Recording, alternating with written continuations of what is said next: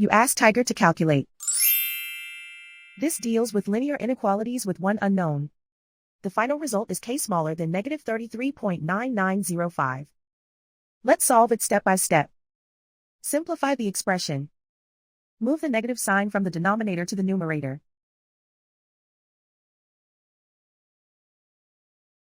Simplify the arithmetic.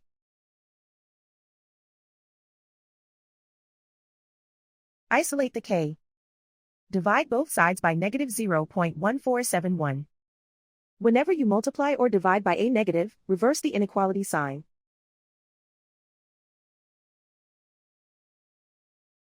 Cancel out the negatives.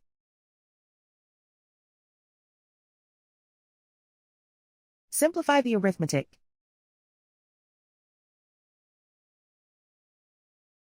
Move the negative sign from the denominator to the numerator.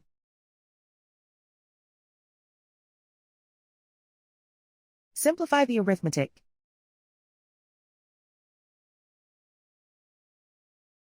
Plot the solution on a coordinate grid. And so the final result is k smaller than negative 33.9905.